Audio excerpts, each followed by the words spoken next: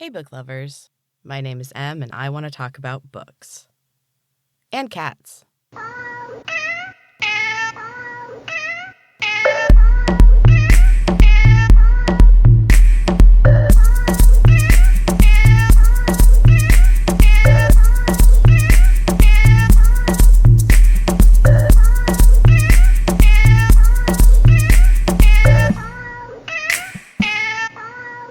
Welcome back, book lovers. I want to jump right into this week's book because I'm kind of obsessed with it. Today I want to talk about The Lies I Tell by Julie Clark. So this is my newest book of the month. I actually got it just the other day, and it arrived right on time. It showed up on my reading day. So I was supposed to do a readathon, as I told you guys, several weeks ago, and then ended up not being able to because my animals passed away. And I finally decided that I needed to take a day and just read and relax for my mental health, if nothing else. So this book showed up right on time, and it was engaging right from the start. One thing that I love in the development of writing is that the more modern books have a much quicker dive into plot and action.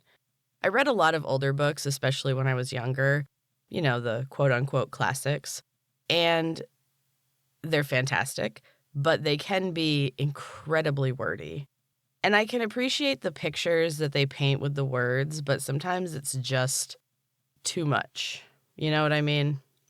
And I know that a lot of those books were written at a time where, you didn't have TV or anything, so you really did have to, paint the picture, and people had time for long, wordy descriptions, but not anymore. The example I always like to use is The Grapes of Wrath by John Steinbeck. I'm sure most Americans have read it. I don't know about the rest of the world, but he's kind of required reading around here. And it was a great story, but you can literally skip every other chapter because it'll be like a chapter with some plot and character development, and then a chapter just describing the location. And it's beautiful, and I get it, he is setting a very specific time and place in American history. It's very well done, but you can literally skip every other chapter and still get the story. That seems like, I don't know, overkill, but that's just my own personal opinion. I personally don't think that all of the description is necessary, but I also do understand that there are probably people that really love a lengthy description, and that's what they read the book for. I'm more of a plot, action, conversation kind of girl.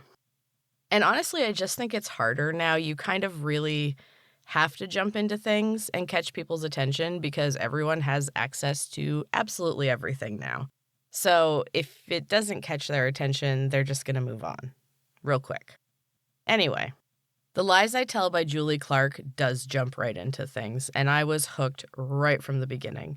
The narration is split between two women, Meg Williams, who has gone by many names in the past, and Kat Roberts, who is a failed reporter who's been following Meg for over a decade. So Meg is a con artist, and Kat has been trying to break the story, but she's never gotten close enough before. Then Meg disappeared for 10 years, and Kat's life took a turn for the worse. Real bad. Now Meg has resurfaced at a political fundraiser, and surprisingly under her own name and working as a real estate agent.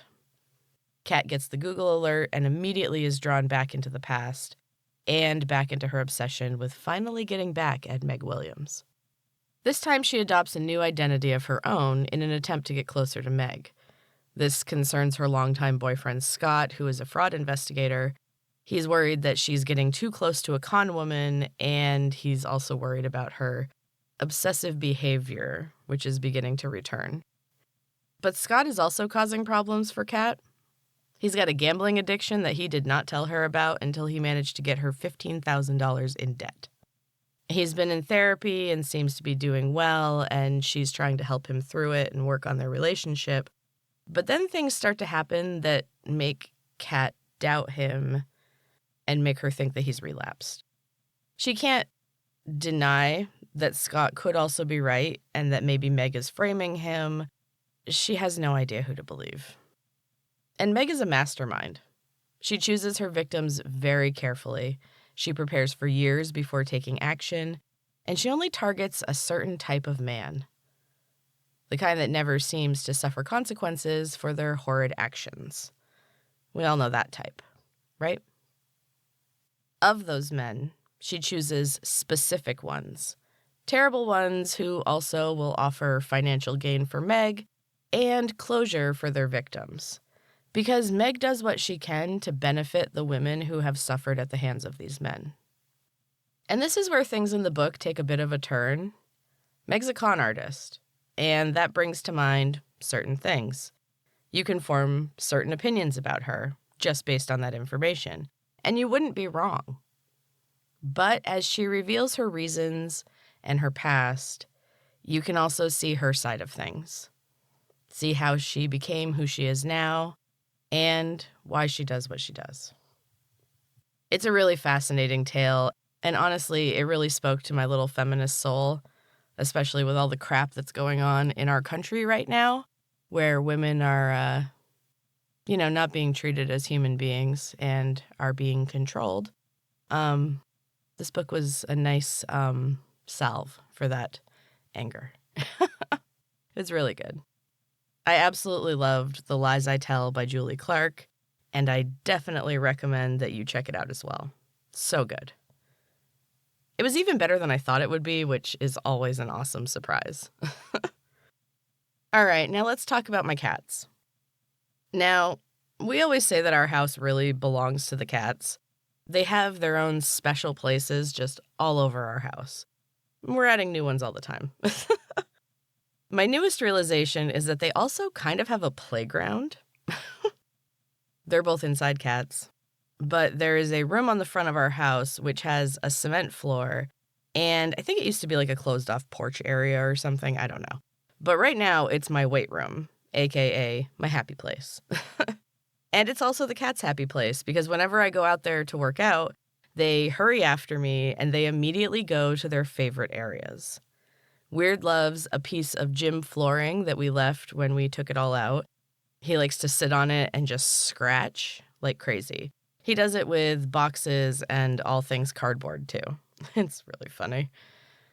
Sassers has a certain corner of the cement floor that she likes to roll around on. It's the first thing she does every time she goes out there. She sprints out there and then just rolls and rolls and rolls, and then she climbs all over the place. We have a loft area for storage, and we actually put shelves on the wall so she could climb up.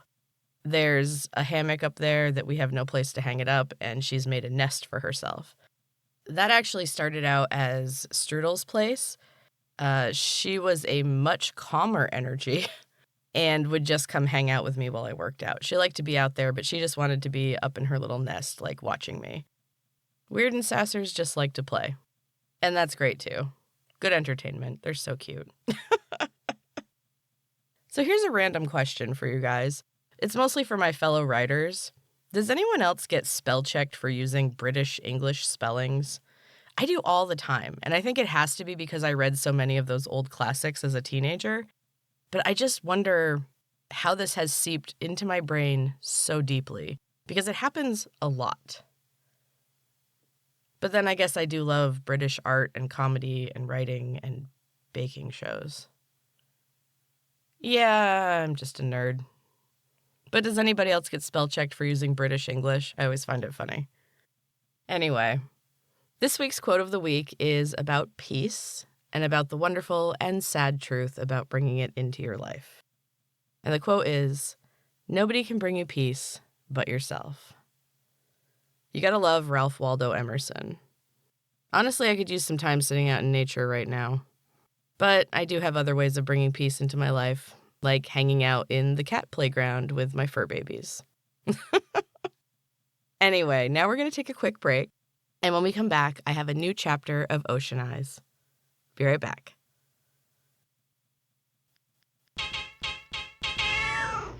Welcome back, book lovers. So I'm still really digging this weekly writing project and book 2 of the Verdant Valley series, Ocean Eyes. And this week, I have chapter 4 for you. Enjoy. Yada moved through the dark woods silently. She'd spent her life perfecting this skill, and she kept off the well-worn trails when she walked alone. Yada felt safer amongst the trees and hidden in the shadows. The monsters didn't watch the shadows. She had stayed with Morena for several days, making plans that then seemed pointless or impossible. They made useless guesses at what Rhea had been there to share. It went unspoken that they both questioned Rhea's death now. Had it been her choice? The answer to that would change everything. Morena was stuck. Her cousin's death and the loss of the book was a double strike of grief. Fear swallowed everything else and she was frozen. Yada had seen something else as well, something she kept to herself. When Morena ran for the cliffside, Yada saw a monster. It was bigger than any she'd seen before, and it rose out of the ocean like a mountain. Somehow, Morena didn't see it. It almost got her. As she moved back towards Yada, the hazy apparition attached itself to Morena's back. It was pulling her back toward the cliff. Only Morena's incredible strength kept her moving forward. Yada grabbed her as soon as she could. She had known it could not touch her, though she had no idea how. It recoiled at her touch with a hiss and slithered back down into the ocean. A massive storm system halted over the beach for days. They had to shout over the crashing thunder as they tried to decide what to do next. It was almost impossible to think with the noise. The crackle of electricity when the lightning struck the ocean was terrifying. It made their hair lift and float in halos around their heads. Yada could feel a buzzing in her blood. She felt energized and needed to get out and walk. Finally, the storm let up, and she made a quick excuse about checking on her cottage, though she knew it was untouched. Nothing was the same on the other side of the trees. She paused for a moment now in the safety of the forest. She huddled in a small crevice under an overhang of shimmery gray rock. Her body was jittery, and she felt ill. She wrapped her arms around her knees and tried to be still. She felt the energy leave her body. It was absorbed into the rock beneath her, and a cool wave of safety washed over her. Yada leaned her head back against the stone and sighed with relief. She saw no monsters on her way to the village. Before today, she had only seen them amongst the trees. They had been there long before Morena came to the eastern shores. They had been here long before the village. Yada had seen them first as a child, when she was left in the woods to play by her father's new wife. In some ways, Yada feared the monsters less than people. They were simple and easy to avoid once she understood their habits. People were much more complicated. She could read their thoughts, but it didn't help her understand them any better. It was kind of horrifying to glimpse their thoughts. This new monster was something else altogether, something she had only seen mentioned once before, in the book. Morena didn't know she'd looked in it. The book was off limits. The older woman allowed Yada access to almost everything in her house. Only the book was absolutely forbidden. As if Yada would be able to ignore it after that. Her curiosity grew exponentially. Still, she managed to hold off for quite some time. It was just days after her 16th birthday when the call of the secret tome had finally become overwhelming. Morena had gone in search of a particular mushroom that grew deep in the shadowy, untrodden parts of the forest. She left Yada at the cliff house. A new spell was simmering on the stove, and someone needed to tend it. Yada was working her way through a new book of spells and potions. Morena's library was extensive. Books lined the walls of the cluttered cottage, and every corner was filled with perilous, teetering piles of books. In many places, books were an ancient rarity, an outdated tool far surpassed by quick magic and technology. Quick magic was all most people knew. Spells to ease the turmoil and hardship of daily life. Most never looked for anything deeper. Magic was quaint and outdated. The peace tree had removed most magic from the valley, and it was now draining other places as well. Yada's village was far on the outskirts, and even they had recently felt a dip in power. Most barely noticed it, but Yada felt it keenly. Worry had formed a hard knot in her belly, and she was filled with dread. The book was in its usual place of prominence behind Morena's large desk. Amongst the overflowing shelves, the book sat on its own shelf alone. Otherwise, there was nothing special about it. No one looking at it would have any idea what world-shattering information was stored inside. Yada knew far more than she should. She had opened the book that day and just looked at the faded handwriting on the first page. The yellowed paper was speckled with small, brownish spots. Old blood. The dark-hearted ones only used blood magic. The sisters had been fully committed. They did everything right. Well, almost everything. Yada had most of the book committed to memory. She had read the entire thing first, then she began working through it more diligently. She'd sneak a look whenever she could. Morena was rarely away from her home, and she spent a good deal of time in her study. She was also working her way through the book, looking intently at the spaces between the words, studying every tiny detail. Yada wasn't sure what Morena was looking for, but she did have a feeling that something was missing from the book. There shouldn't have been. The whole point of the Secret Keeper was to record the history of the dark-hearted ones, the sisters in particular, and bear the weight of their secrets, and keep them safe.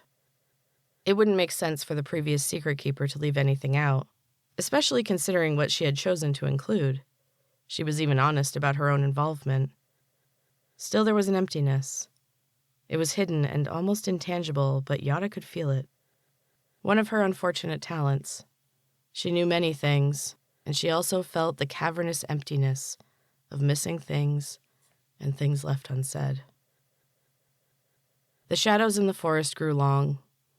They shifted around her, and the sun sent golden strands slanting through the thin-needled trees.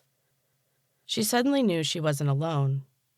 The thought rippled through her like a shiver, and she froze in place while trying to keep her loose, unaware manner. Her eyes remained looking off nonchalantly into the trees, but her body sent out a searching wave of energy. Her eyes were fairly useless, but she still saw more than most. Her watcher was kneeling on a large outcropping of stone above her and to her left. She barely had time to register it before it screamed and leapt upon her back. Its claws sank into her shoulders and pierced her skin. Yada cried out and tried slamming her unseen foe into a tree. Her attacker grunted, and Yada felt their grip loosen just a little. Gathering every last ounce of strength that she possessed, Yada swung her body around with a low, echoing cry. The body of the thing on her back hit a nearby tree trunk with a dull thwack. Her attacker groaned, and the heavy weight slid from her back. Yada sprung away quickly, but she didn't need to. The huddled mass of clothes crumpled into a pile, and steam rose up. The sunlight glittered through it, turning the particles to gold. Then it was gone. Only the dirty pile of rags remained, and the bloody wounds on Yada's back. And that is the end of Chapter 4, book lovers. I hope you're still enjoying Ocean Eyes. Thank you so much for listening. I will be back next week with a new episode. And until next time, keep reading.